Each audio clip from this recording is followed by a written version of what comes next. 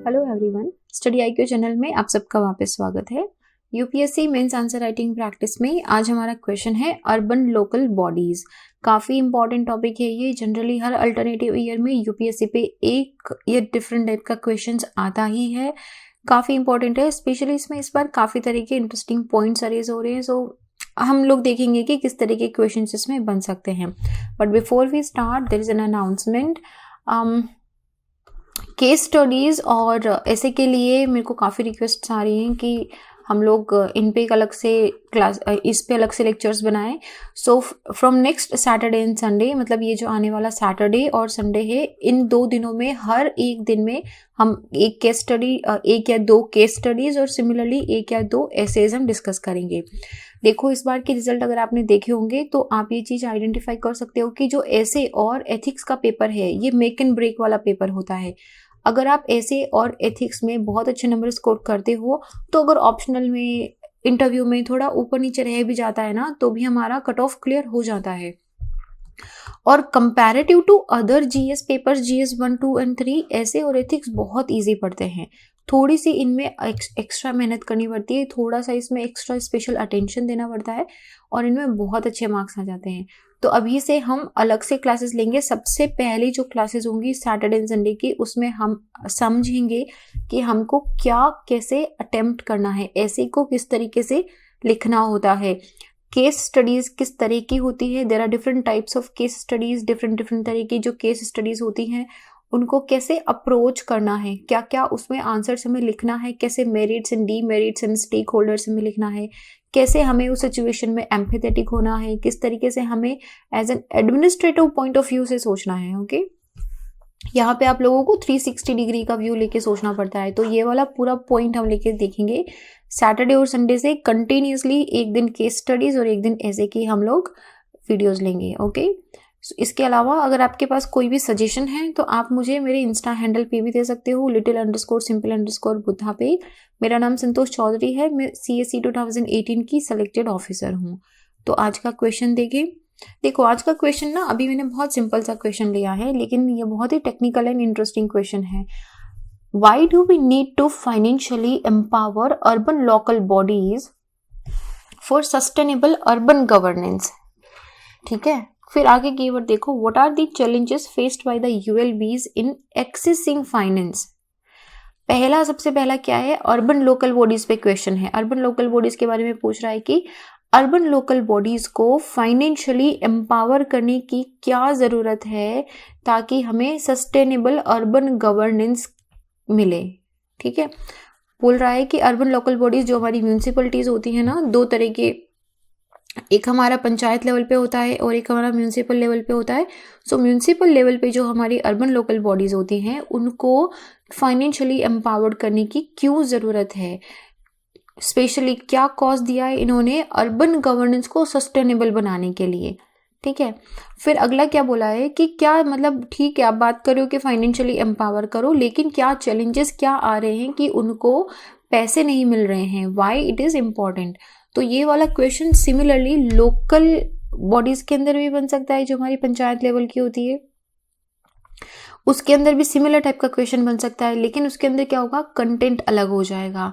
Next time कभी हम local bodies के लिए भी, जो पंचायत लेवल की बॉडीज़ है उनके लिए भी बात करेंगे, लेकिन आज हम अर्बन लोकल बॉडीज़ की बात कर रहे हैं। ओके, तो इसमें आपको क्वेश्चन समझ आ गया। क्वेश्चन को हम फ्रेम कैसे करेंगे, सबसे पहले हम बताएंगे कि जो अर्बन लोकल बॉडीज़ हैं उनका कॉन्स्टिट्यूशनल स्टेटस क्या है। कॉन्स्टिट्यूशनल स्टेटस बनाने के बाद हम बताएंगे कि क्या इनकी इम्पोर्टेंस है। ये हमारा 2-3 लाइन का मैक्सिमम एक इंट्रोडक्शन हो जाएगा यहाँ पे। इस इंट्रोडक्शन के बाद हम डायरेक्टली आ जाएंगे कि क्यों बनाना ज़रूरी है, why we need to empower financially, क्यों उनको पैसे दें ताकि हमारी जो अर्बन गवर्नेंस है वो सस्टेनेबल हो सके। तो यहाँ पे हम रीज़न देंगे कि भाई इसलिए हमें पैसे चाहिए ताकि हमारा जो अर्बन स्ट्रक्चर है, ताकि हमारी जो अर्बन लोकल बॉडीज़ हैं वो स्ट्रेंथन हो सके, वो अपनी कैपेसिटी बिल्ड कर सके। तो हम यहाँ पे रीजंस देंगे। ओके, फिर क्या पूछ रहा है कि आपको क्यों, चैलेंजेस क्या आ रहे हैं। तो second part of the question में हम लिखेंगे कि ये हमारे चैलेंजेस आ रहे हैं। नाउ ये वाला जो क्वेश्चन है इसमें आपको फैक्चुअल डेटा यूज करना है। यहाँ पे आप लिखोगे कि हमारा जो परसेंटेज ऑफ अर्बनाइजेशन है वो कितना है, अराउंड हमारा 33 to 35% का अर्बनाइजेशन एरिया है।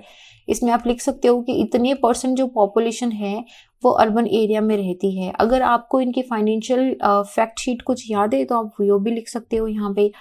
अच्छा, रीजंस के अंदर अगर आपको फैक्चुअल डेटा नहीं याद आता है कोई बात नहीं, लेकिन यहाँ पे बढ़िया से कीवर्ड यूज करने जैसे capacity building, infrastructure, social development, inclusive development, ये सब कीवर्ड्स हैं। तो बढ़िया हेवी कीवर्ड्स यूज करने ताकि हमारा आंसर स्टैंडर्ड लगे। And then comes to the challenges. Challenges के अंदर हमारा फाइनेंस कमीशन जो है 14th एंड 15th दोनों फाइनेंस कमीशन ने अर्बन बॉडीज को स्ट्रेंथन करने के लिए बहुत सारी रिकमेंडेशन दी थी। दोनों फाइनेंस कमीशंस ने ये बताया था कि हमें उनको फाइनेंशियली एम्पावर करने के लिए ये चीज़ें अडॉप्ट करनी चाहिए। अभी हम देखेंगे क्वेश्चन में वो, और उसके अलावा तो इन्होंने चैलेंजेस भी बताए थे कि भाई ये चैलेंजेस आ रहे हैं, इसमें इनको रिजॉल्व करो और इनको स्ट्रॉन्ग बनाओ बॉडीज को। इसके अलावा भी देयर आर सम चैलेंजेस, तो उनको हम यहाँ पे डिस्कस करेंगे और एट दी एंड हम लोग कंक्लूजन में आ जाएंगे वे फॉरवर्ड में कि भाई इस तरीके से वे फॉरवर्ड इसका हो सकता है। तो वे फॉरवर्ड के अंदर हम लोग रिकमेंडेशंस लिखेंगे। बेस्ट रिकमेंडेशंस यहाँ पे आपको 14th and 15th finance commission का ही मिलेगा, तो वो रिकमेंडेशन हम यहाँ पे लिख देंगे। तो ये एक ओवरऑल हमारा फ्रेमवर्क होगा क्वेश्चन का। इसमें इस क्वेश्चन में मैंने थोड़ा सा डिफरेंट अप्रोच लिया है। मैंने आपको सिर्फ पॉइंट्स लिखे हैं, मैं आपको बहुत एक्सप्लेन करके नहीं समझाऊंगी इसमें, लेकिन हम लोग पूरा देखो इसमें बहुत सारे पॉइंट्स हैं, ठीक है। तो ऐसा 10-15 पॉइंट आप अगर एग्जाम में लिखोगे तो स्पेस भी नहीं बचेगा और टाइम भी एक्सेसिवली लेगा, इसलिए हमेशा स्मार्ट अप्रोच यूज करनी है हमें। जैसे मैं आपको भी आगे बताऊंगी कि किस तरीके से हम लोग यहाँ पे फ्लो चार्ट्स का यूज कर सकते हैं, कैसे हम स्टार डायग्राम वगैरह का यूज करके हमारा मैक्सिमम कंटेंट मिनिमम स्पेस के अंदर हम लोग उसको स्क्वीज करके पूरा लिख के आएंगे। तो कॉन्स्टिट्यूशनल डेवलपमेंट जो कॉन्स्टिट्यूशनल अमेंडमेंट हुआ था हमारा 74th अमेंडमेंट, उसमें जो यूएलबीज हैं, जो अर्बन लोकल बॉडीज हैं, उनको as a third year of the government उनको इंट्रोड्यूस करा गया था।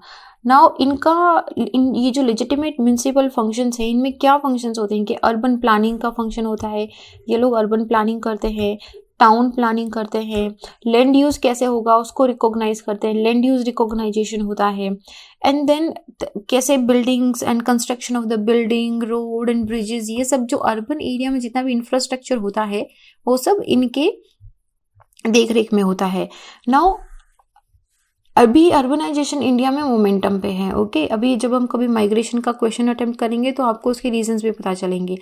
And it holds a very very important position as a driver of the structural transformation of the Indian economy.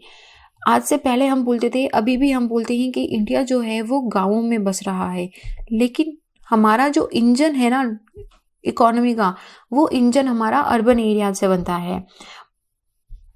तो ये समझना बहुत ज़रूरी हो जाता है कि हम यूएलबीज को कैसे स्ट्रेंथन करेंगे फाइनेंशियली, किस तरीके से हम क्या क्या चैलेंजेस आ रहे हैं, उसमें क्या क्या ऑप्शंस अवेलेबल हैं कि इन ऑप्शंस के साथ हम उनको स्ट्रेंथन कर सकते हैं। और इन सब के साथ सबसे पहले let's just have a look कि why do we need to financially empower ULBs for urban governance. ये हमारा first part of the question है, यहाँ से हमारी जो आंसर है उसका मेन बॉडी स्टार्ट हो रहा है। This is first part. आप इसको हेडिंग डालोगे और उसके बाद आप काफ़ी सारे पॉइंट्स लिखोगे। नाउ देखो अर्बन लैंडस्केप जो है दे आर फेसिंग चैलेंजेस, और अभी चैलेंज फेस हो रहा है लेकिन फिर भी वो फुल ऑफ अपॉर्चुनिटीज़ हैं for the higher and sustainable growth of the national economy. Now principle of subsidiarity होता है इसमें। क्या होता है कि जो यूएलबीज है ना they play a very important role. क्यों इंपॉर्टेंट रोल? देखो अभी ये बता रहे हैं कि यूएलबीज को फाइनेंशियली स्ट्रेंथन क्यों करना है, क्योंकि यूएलबीज का काम है कि वो बढ़िया इंफ्रास्ट्रक्चर और बढ़िया सर्विसेज प्रोवाइड कराए वहाँ पे जो लोग रहते हैं उनको, ताकि हमारा जो ये इंजन ऑफ ग्रोथ है, जो हमारा इंजन ऑफ इकोनॉमी है, इसको पुश मिलता रहे, इसको फ्यूल मिलता रहे। समझ रहे हो आप? तो इसलिए ज़रूरी है। तो इसलिए हम बता रहे हैं कि why there is a need, क्यों ज़रूरत क्यों है। तो सबसे पहले तो क्यों ज़रूरत है, और हम बात किसके रेस्पेक्ट में कर रहे हैं, अर्बन गवर्नेंस के मामले में, राइट। तो सबसे पहला है addressing the need of the citizens, कैसे? देखो, यूनाइटेड नेशन ने एक इनका रिपोर्ट आया था, उसमें ये सजेस्ट करा था कि जो इंडियन अर्बन पॉपुलेशन है वो 2050 तक 877 मिलियन तक इंक्रीज हो जाएगी, और कहाँ से कहाँ तक? 461 मिलियन से ऑलमोस्ट डबल हो जाएगी ये 2050 तक। तो जब अर्बन एरिया में इतनी पॉपुलेशन आ रही है तो क्या अर्बन एरिया की रिस्पॉन्सिबिलिटी नहीं बनती कि क्या वो अपने सिटीजन्स की नीड को एड्रेस करे? तो यहाँ पे अर्बन लोकल बॉडीज जो है ये काफ़ी इंपॉर्टेंट रोल प्ले करती है in providing the financing public services, जैसे कि आपको जो साफ पानी मिलता है, पब्लिक ट्रांसपोर्ट मिलता है, जो सॉलिड वेस्ट मैनेजमेंट है, ये सब ये अर्बन गवर्नेंस का काम है और ये सब यूएलबीज के द्वारा देखा जाता है। उसके बाद नेक्स्ट पॉइंट आता है कि क्रिएशन ऑफ अर्बन इंफ्रास्ट्रक्चर। हमें अर्बन इंफ्रास्ट्रक्चर क्रिएट करना है। क्यों करना है? देखो, हम लोग बोल रहे हैं कि इंजन्स ऑफ ग्रोथ हैं, ठीक है, और एग्लोमरेशन इकोनॉमीज जब हम जनरेट करने की बात कर रहे हैं तो हमें ज़रूरत है कि हम बढ़िया से कैपिटल इन्वेस्टमेंट करके जितनी भी रिक्वायर्ड हमारी हमें क्या करना है कि कंस्ट्रक्शन भी करना है और मेंटेन भी करना है जितनी भी इम्पॉर्टेंट हमारी जो क्रिटिकल अर्बन इंफ्रास्ट्रक्चर बॉडीज होती हैं उनको। थर्ड है इसका, this is very important, role in disaster management. Role in disaster management से क्या है? देखो, सिटीज़ जो है कहीं भी लोकेट हो सकती हैं और वो natural and climate and human made सारे तरह के डिजास्टर के साथ एक्सपोज रहती है। तो यहाँ पे ये डिजास्टर मैनेजमेंट एक्ट जो डीएम हमारा आया था, डिजास्टर मैनेजमेंट एक्ट 2005 आया था, और इसके अलावा एक हमारा सेंडाई फ्रेमवर्क भी था, if you remember our Sendai framework. तो इन दोनों के अंदर हमने डिजास्टर मैनेजमेंट की बात करी थी। तो इसमें सबसे पहली बात यही थी कि भाई लोकल गवर्नमेंट्स जो है ना उनको कंट्रोल दो, उनको यहाँ पे अथॉरिटी दो, क्योंकि जिन लोगों के साथ हुआ है, जिन लोगों के साथ डिजास्टर होने वाला है, सबसे पहले उनकी कैपेसिटी बिल्ड करो। तो उनकी कैपेसिटी बिल्ड करने के लिए ही रोल इन डिजास्टर मैनेजमेंट में सबसे इंपॉर्टेंट रोल आता है लोकल गवर्नमेंट्स का, क्योंकि वो फर्स्ट रिस्पॉन्डर्स होते हैं और उनको first hand knowledge of community का social, economic, infrastructure and environmental need चाहिए, उनको पता होना चाहिए। और पता कब होगा? जब उनके पास बढ़िया फाइनेंशियल पावर होगी। तो ये हमारा अर्बन गवर्नेंस का एक दूसरा पॉइंट है। और तीसरा, इनको पैसे इसलिए भी चाहिए कि डिजास्टर होने के बाद जो हम relief, rehabilitation and reconstruction activities करते हैं, हालांकि पैसा गवर्नमेंट भी देती है, इंटरनेशनल हेल्प भी आता है, लेकिन अर्बन बॉडीज जो हैं they should also be financially strong. Okay, तो ये हमारे 3 पॉइंट हो गए। चौथा देखो, mitigating and adopting to climate change. Climate change का जो इम्पैक्ट हो रहा है वो सबसे ज़्यादा लोअर स्ट्रेटा में हो रहा है। कोई भी ऐसी अर्बन एक्टिविटी नहीं बची है जहाँ पे क्लाइमेट चेंज का इम्पैक्ट ना दिखता हो या जो क्लाइमेट चेंज को इम्पैक्ट ना करता हो। तो ऐसे एडवर्स इम्पैक्ट्स को रोकने के लिए ये ज़रूरी है कि हम जितनी भी बिल्डिंग्स बना रहे हैं, हम ग्रीन बिल्डिंग्स बनाएं, हम रिसाइकल करें, हम रिजिलियंट इंफ्रास्ट्रक्चर बनाएं जो क्लाइमेट चेंज को मिटिगेट करे, ग्रीन टेक्नोलॉजीज पे, क्लीन एनर्जी पे ध्यान दें हम। ये सब ये सब फ्री में नहीं होगा, इन सब के लिए फाइनेंसेस चाहिए होते हैं। उसके बाद है social responsibility. Now urban local bodies जो होती हैं इनकी सोशल रिस्पॉन्सिबिलिटीज़ भी होती हैं, क्योंकि ये 2 चीज़ों को जोड़ रही है, एक तो एलोकेशन को और एक डिस्ट्रीब्यूशन को। मैं लिखती हूँ यहाँ पे, देखो, एलोकेशन को एंड डिस्ट्रीब्यूशन को। नाउ आई होप आपको समझ आ रहा होगा मैं अब ये क्या बताने जा रही हूँ आपको। नाउ सोशल रिस्पॉन्सिबिलिटी में देखो, जब 74th अमेंडमेंट आया था तो उसमें भी ये बताया था, उसमें भी ये प्रोविजन था कि जो पॉवर्टी एलिवेशन और जो स्लम डेवलपमेंट है, चाहे आप पॉवर्टी की बात करो चाहे आप स्लम डेवलपमेंट की बात करो, इन दोनों में जो अर्बन लोकल बॉडीज़ हैं इनका रोल सबसे ज़्यादा है। और इनको फुलफिल करने के लिए अर्बन लोकल बॉडीज़ को चाहिए financial capacities. They need money, they need financial capacities. अच्छा, सबसे लास्ट है हमारा इम्प्लीमेंटेशन ऑफ डेवलपमेंटल स्कीम। अगर सक्सेसफुल, जैसे स्मार्ट सिटी हो गया या फिर हृदय हो गया, अमृत हो गया, इन सब के सक्सेसफुल इम्प्लीमेंटेशन के लिए यूएलबीज जो हैं they need resource mobilisation and service delivery के लिए दे नीड मनी। तो एक हमारा ये रीज़न हो गया। नाउ एक बार मैं आपको सिर्फ छोटा सा बता रही हूँ कि प्रेजेंट स्टेटस क्या है। ये हालांकि पूछा नहीं गया है क्वेश्चन में, लेकिन ये मैं आपको मेरी तरफ से बता रही हूँ। प्रेजेंट स्टेटस में देखो, 15th फाइनेंस कमीशन ने ये कुछ और भी कंसर्न इन्होंने बताए थे कि यार जो म्यूनसिपल फाइनेंसेस है ना उनमें ट्रेंड्स अच्छे नहीं है। एक तो low municipal revenue to GDP ratio है, बहुत ज़्यादा कम है, मतलब साउथ अफ्रीका, ब्राज़ील और यूनाइटेड किंगडम का भी हमसे ज़्यादा है, हमारा लगभग 1% पे आके अटक गया है, which is like almost nothing. Declining own revenues हैं, म्यूनसिपल्स के पास खुद के पास ये पावर्स होते हैं कि they have their own revenue services, revenue जो हमारा ओन टैक्स या नॉन टैक्स सर्विसेज से जनरेट होता है, बहुत कम है, ये तो डिक्लाइन हो रहा है 55% से लगभग 43 या 44% तक कम हो गया है। Low diversification of the tax resources, generally जो अभी अभी बिना जो प्रॉपर्टी टैक्सेस जो हैं वो हमारा सबसे ज़्यादा मेजर पोर्शन लेके आता है, लाइक 60% तक का जो रेवेन्यू है वो प्रॉपर्टी टैक्स के थ्रू आता है। लेकिन उसके बाद में फिर जो प्रॉपर्टी टैक्स कलेक्ट करते हैं उसके अंदर सिग्निफिकेंट ग्रोथ भी नहीं है, इसमें एक्चुअली डिक्लाइन ही हो रहा है। Then inadequate inter governmental transfers भी है, स्टेट जो inter governmental transfers in the municipal revenues होते हैं, हालांकि वो इंक्रीज हुए हैं but still they are very insufficient. Low capital expenditure की बात है हमारी, बोरोविंग भी कम है हमारी, जो म्यूनसिपल्स हैं वो लगभग आई थिंक 2 से 3% तक का ही है जो म्यूनसिपल रेवेन्यू का जो बोरो करते हैं, और इंडिया के अंदर तो वो और भी कम है, लगभग 1% के आसपास का बोरोविंग होता है, जबकि यूएसए वगैरह के अंदर तो 10% तक का बोरोविंग जाता है। तो देखो ये 10 गुना कम है, तो इस वजह से फाइनेंशियली इनके पास है ही नहीं पावर।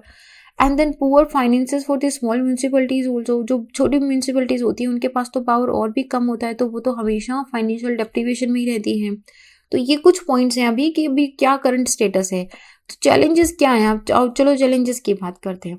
अब ये हमारा second part of the question है, नाउ इसको ध्यान से समझना। नीति आयोग ने एक रिपोर्ट दी थी, उसमें उन्होंने ये बताया था कि इंडिया को कम से कम 40 ट्रिलियन इन्वेस्टमेंट चाहिए 2030 तक, ठीक है। ताकि किस लिए चाहिए, ताकि where is the revenue for the municipal corporation, अगर हम उसको पुट टुगेदर करें तो वो 1.2 ट्रिलियन भी नहीं है। आप देख रहे हो ज़रूरत है 40 ट्रिलियन की, और है हमारे पास लगभग 1.5 ट्रिलियन भी नहीं है, ट्रिलियन भी नहीं है हमारे पास, तो कैसे काम चलेगा। तो क्यों आया है, चैलेंजेस क्या आ रहे हैं। देखो सबसे पहले तो एटीट्यूड ऑफ स्टेट गवर्नमेंट आता है। एटीट्यूड ऑफ स्टेट गवर्नमेंट कैसे आता है, हालांकि जो स्टेट गवर्नमेंट्स हैं they give a very limited number of taxes to the ULBs, देती ही नहीं उनको फाइनेंशियल पावर्स। तो उसके बाद में जितने भी लोकल टैक्सेस होते हैं अदर देन प्रॉपर्टी टैक्सेस, वो स्टेट गवर्नमेंट ने ले लिया है ओवर द ईयर्स। तो इसकी वजह से जो यूएलबीज की पोजीशन है वो और भी ज़्यादा कमज़ोर हो गई है, उनमें है ही नहीं फाइनेंशियल ऑटोनॉमी और सेल्फ सफिशिएंसी उनकी वीक हो गई है बहुत ज़्यादा। अच्छा, दूसरा अनरियलाइजिंग पोटेंशियल ऑफ प्रॉपर्टी टैक्सेस। अभी सभी ने पिछले वाले पॉइंट में डिस्कस करा था ना कि स्टेट गवर्नमेंट्स ने प्रॉपर्टी टैक्सेस को निगलेक्ट करना स्टार्ट कर दिया as a source of revenue, और ये सबसे बड़ा सोर्स है इनका। तो this inability to fix, administration इस चीज़ को फिक्स नहीं कर रही है, तो इसका जो कवरेज मान लो या असेसमेंट कितना करना है, कितना वैल्यूएशन करना है, अगर कोई पॉलिटिकल डिफिकल्टी आ रही है तो उसको किस तरीके से टैकल करना है, इन सब चीज़ों पे उन्होंने हार मानना स्टार्ट कर दिया है। Now, poor cost recovery of the services by the urban local government also. India के अंदर हम लोग चार्जेस एंड सर्विसेज लेते हैं, and it's in a very vicious cycle with a very poor quality of the services, and that leads किस में lead करता है ये कि लोग पे, आप जाओगे आपको बोलेंगे ना तो हम टैक्सेस देने के लिए हम लोग विलिंग ही नहीं होते, हमें लगता ही नहीं है, क्योंकि हम, चलो देखो अगर आपको अच्छी चीज़ मिल रही है, अगर आपको अच्छी सर्विस मिल रही है तो आपको टैक्स देने का भी मन करता है, लेकिन आप बढ़िया सर्विस ही नहीं दे रहे हो और आप टैक्सेस ले रहे हो हमसे। जैसे कि आप कोई रोड है, मान लो कि एक्सप्रेस हाईवे है, अगर वहाँ पे बड़ा टोल लग रहा है और रोड एक क्लास है तो आपको टोल देने में ज़्यादा दिक्कत नहीं होगी, लेकिन रोड में गड्ढे पड़े हैं और आपसे वो अगर टैक्स ले रहे हैं तो क्या आपको दुख नहीं होगा। बिल्कुल उसी तरीके से यहाँ पे भी सेम सिचुएशन है। Now improper maintenance of account भी, ये बड़ा अच्छा पॉइंट है। देखो सीएजी की एक रिपोर्ट आई थी लोकल गवर्नमेंट्स पे, तो उन्होंने बहुत सारे पॉइंट्स दिए थे कि जो म्यूनसिपल अकाउंट प्रिपेयर होते हैं ना, उनमें जो बजटरी प्रिपरेशन है वैसा है ही नहीं, बहुत हल्के में ऐसे अकाउंट्स की तरह ले लेते हैं, ना तो वो बजट की तरह प्रिपेयर करते हैं, ना उसमें एक्यूरेसी होती है, ना वो उसको अच्छे से अपडेट करते हैं, और दूसरा टाइमली रिप्रेजेंटेशन भी नहीं करते हैं। तो कुछ इश्यूज भी उन्होंने हाईलाइट करे थे कि यार ये अर्बन लोकल बॉडीज वाले जो हैं, ये मॉडर्न अकाउंटिंग सिस्टम को, आप ध्यान से सुनना मैं क्या बोल रही हूँ यहाँ पे, हम लोग मेंटेनेंस ऑफ अकाउंट्स की बात कर रहे हैं ना, तो सीएजी ने बोला कि भाई तुम ना बहुत जो मॉडर्न अकाउंटिंग सिस्टम है इसका बहुत स्लो अडॉप्शन हो रहा है, तुम इसको फास्ट करो, इसको अपडेट करो। और दूसरा, there is a lack of distinction, बिल्कुल जो रेवेन्यू एक्सपेंडिचर और कैपिटल एक्सपेंडिचर में बहुत ही लेक ऑफ डिस्टिंक्शन है, अलग अलग उसका डिस्टिंक्शन ही नहीं है। इनएडिक्वेट इंटरनल कंट्रोल है, मॉनिटर नहीं कर रहा है कोई। तो इस तरह के कुछ इश्यूज थे जो सीएजी ने बताए थे। Now short coming of state finance commission में क्या बताया, देखो आपको ये तो पता ही है कि स्टेट फाइनेंस कमीशन बनता है, तो लेकिन ये स्टेट फाइनेंस कमीशन जो एसएफसी है ये इतना इफिशिएंट है नहीं। इसकी इनएफिशिएंट फंक्शनिंग की वजह से और इसकी इनएबिलिटी की वजह से यूएलबीज में कभी फाइनेंशियल रिसोर्सेज की स्ट्रेंथनिंग आई ही नहीं। नाउ जैसे हमारा सेंट्रल का फाइनेंस कमीशन है, it is very strong, it gives very good recommendations. लेकिन जो एसएफसी के, जो स्टेट फाइनेंस कमीशन के जो रिकमेंडेशंस होते हैं जनरली वो एडॉक रिकमेंडेशंस होते हैं, मानो ना मानो उनको मतलब नहीं, इतने sound in public finance principle वाले होते नहीं है, टाइमली नहीं देते हैं, बिल्कुल पीरियोडिकली सिंक नहीं होते हैं सेंट्रल फाइनेंस कमीशन के साथ। तो इस तरह के कुछ इश्यूज हैं कि स्टेट फाइनेंस कमीशन भी स्ट्रॉन्ग नहीं है। अच्छा, पांचवा है कि पांचवा नहीं है, कौन सा, 1 2 3 4 5 6, सिक्स्थ है हमारा। सिक्स्थ क्या बोल रहा है, inability to borrow from market sources. Market sources तो बोरो नहीं कर रहे हैं ठीक से। म्यूनिसिपल बॉन्ड्स जो हैं वो लार्जली इनएडिक्वेट होना स्टार्ट हो गए हैं। मतलब कुछ म्यूनिसिपल कमिटीज ऐसी हैं जो म्यूनिसिपल बॉन्ड्स का बहुत अच्छे से यूटिलाइज करती है और उन्होंने फाइनेंशियली खुद को बहुत इंप्रूव कर लिया है, पर लेकिन वो रेयर है, बहुत कम ऐसी म्यूनिसिपलिटीज हैं जिन्होंने म्यूनिसिपल बॉन्ड्स को यूज करना स्टार्ट करा है। Implication of introduction of goods and services on the municipal finances. Now ये एक मेजर चेंज था, मतलब ये एक बिल्कुल हिस्टोरिक डिसीजन था ना हमारे फाइनेंसेस पे, हमारे रेवेन्यूज एंड टैक्सेस पे, तो उसका सीधा इम्पैक्ट म्यूनिसिपल फाइनेंसेस पे पड़ा है। नाउ जीएसटी की वजह से जो critical source of tax revenue होते थे ना, जैसे लोकल बॉडी टैक्स हो गया या फिर एंट्री टैक्स हो गया, एडवर्टाइजमेंट टैक्स जो था, ये तरह के जो टैक्सेस थे ना वो पहले अर्बन लोकल बॉडीज लगाती थी। अभी उनको विदाउट किसी कंपनसेशन जीएसटी के अंडर उनको उठा दिया गया है। अभी तो यूएलबीज के पास जो थोड़े बहुत पैसे इन टैक्सेस से आते थे उसके आने का रिसोर्सेज भी इन्होंने बंद कर दिया है। फिर एग्जिस्टिंग ऑफ मल्टीपल बॉडीज, बहुत कम, बहुत सारी, आपने अगर लक्ष्मीकांत में पढ़ा है तो आपने देखा होगा कि काफ़ी सारी बॉडीज हमने म्यूनिसिपल एरिया में, लोकल अर्बन बॉडीज में बना के रखी है, पर उनके बीच में कोऑर्डिनेशन की प्रॉब्लम है, कोऑर्डिनेशन अच्छा नहीं है। तो उसकी वजह से ये लेक ऑफ कोऑर्डिनेशन फिर फाइनेंसिंग और एक्सपेंडिचर में भी दिखाई देता है। Lake of uniform governance structure भी नहीं है, क्योंकि कॉम्प्लेक्सिटीज़ हैं अगर अर्बन एरिया में, और अगर मल्टीपल टाइप ऑफ गवर्नेंस किसी एक सिंगल अर्बन स्पेस एरिया के अंदर हमको मिलती है तो यूएलबीज की जो फंक्शनिंग और एडमिनिस्ट्रेशन है वो भी वेरी कर जाएगा। तो एक वो मेजर है कि इसमें इफिशिएंट फंक्शनिंग नहीं होती है। And hidden urbanisation also. Now अभी बताओ हिडन अर्बनाइजेशन क्या होता है। देखो, एक होता है प्लान्ड एंड अनप्लान्ड अर्बनाइजेशन। जो अनप्लान्ड अर्बनाइजेशन होता है ना, उसमें अर्बन एग्लोमरेशन का एक पार्ट बन जाता है। आपने देखा होगा बार बार छोटे छोटे सब अर्बन या पेरी अर्बन एरियाज बन जाते हैं। हालांकि ये जो एरियाज बनते हैं they have the financial needs, उनमें इकोनॉमिक एक्टिविटीज़ भी होती है, उनमें अर्बन एरियाज को पोटेंशियल रेवेन्यूज़ भी होता है, लेकिन उनका अच्छे से एस्टिमेशन नहीं है। सिंपल बड़ी सिटी के आसपास में जो सब अर्बन पेरिफेरियल एरिया बनता है इसका सही से एस्टिमेशन नहीं होता है, इसमें जो इकोनॉमिक एक्टिविटीज़ होती हैं उनमें ठीक से कलेक्शन नहीं होता है, तो इसकी वजह से ये जो एक मेजर प्रॉस्परस एरिया है वो बाहर रह जाता है। तो these are like some points कि हम लोगों को क्या चैलेंजेस होते हैं हमारे अर्बन लोकल बॉडीज़ के फाइनेंशियल स्ट्रेंथनिंग के अंदर। अभी क्या क्या स्टेप्स लिए गए हैं, तो उसमें सबसे पहले ना finance commission 15th finance commission ने कुछ रिकमेंडेशन दी थी। तो उन्होंने बताया था कि जो 6th और 5th शेड्यूल है इसके अंडर जितना ग्रांट दिया जाना चाहिए अर्बन एरियाज़ को उतना ग्रांट भाई प्रोवाइड करो सबसे पहले तो। और दूसरा, जो अर्बन लोकल बॉडीज़ का शेयर है उसको हमें इंक्रीज करना है। कहाँ से? 40% तक का इंक्रीज करना है। ग्रेजुअली धीरे धीरे लोकल बॉडीज़ को ज़्यादा से ज़्यादा फाइनेंशियली स्ट्रेंथन करना है। अच्छा, एक परफॉर्मेंस बेस्ड ग्रांट्स की बात करी थी उन्होंने, तो सक्सेसिवली मतलब 2, 3, 14 और 15 दोनों फाइनेंशियल कमीशन ने इस चीज़ की बात करी है। परफॉर्मेंस बेस्ड ग्रांट्स में क्या होता है कि लोकल बॉडीज़ को एक क्राइटेरिया दिया जाता है कि आपको इस चीज़ पे हम लोग मेजर करेंगे, अगर आप इसको फुलफिल करते हो तो आपको ये एक्स्ट्रा पैसे मिलेंगे। परफॉर्मेंस बेस्ड ग्रांट्स मिलते हैं उनको। तो 14th फाइनेंस कमीशन ने 3 ऐसी कंडीशंस बताई थी। पहला उन्होंने बोला था कि यार जितना भी रिलायबल डेटा है, making available more reliable data. अपने रेवेन्यूज़ में इम्प्रूवमेंट करो and measurement and publication of the service level benchmark. 3 काम करो अच्छे से। अगर क्राइटेरिया के ऊपर करते हो, एक बेंचमार्क के ऊपर करते हो, तो आपको परफॉर्मेंस बेस्ड ग्रांट्स मिलेंगे। 15th फाइनेंस कमीशन ने 2 कंडीशन रखी थी कि notifying the floor in the minimum rate of the property tax. Property tax की ये फ्लोर है, यहाँ पे थोड़ा टाइप हो गया। और उसके बाद में अपने रेवेन्यूज को इम्प्रूव करो, प्रॉपर्टी टैक्स को फ्लोर और मिनिमम रेट लगा के, और दूसरा ऑडिटेड अकाउंट है उनको टाइमली सबमिट करो। 2 चीज़ें हैं, इनको फुलफिल करो, आपको परफॉर्मेंस बेस्ड ग्रांट मिल जाएंगे। इसके अलावा हमें नेशनल म्यूनिसिपल अकाउंट्स मैनुअल पे ध्यान देना चाहिए। जो फंड्स हैं स्कीम के through, funds urban local bodies में इनको एलोकेट करना चाहिए। म्यूनिसिपल बॉन्ड्स को प्रमोट करना चाहिए। जो डिवोल्यूशन बाय स्टेट्स होता है इसको और भी ज़्यादा इन्हांस करना चाहिए। प्रॉपर्टी टैक्स में रिफॉर्म लेके आओ, अर्बन लोकल बॉडीज़ भी कैपेसिटी बिल्डिंग करनी है। So these are some way forward points जो आप as an in the conclusion लिख सकते हो, या फिर अलग से क्वेश्चन भी आ सकता है कि व्हाट आर द मेजरमेंट्स और what are the suggestions for the improving the financial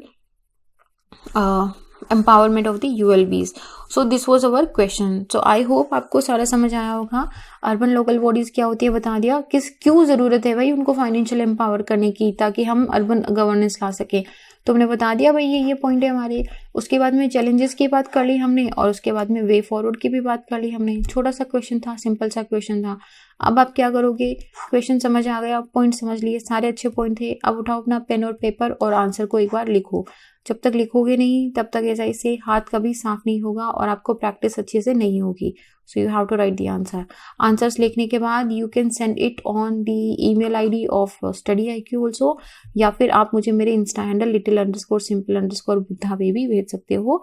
इसका जो PDF है वो आप मेरे यहाँ पे बायो में मैंने एक गूगल ड्राइव का लिंक दे के रखा है, वहाँ से इसको डाउनलोड कर लेना। ठीक है, मैं जैसे ही वीडियो आता है अपडेट कर देती हूँ उसको, तो आपको इसका लिंक मिल जाएगा यहाँ पे।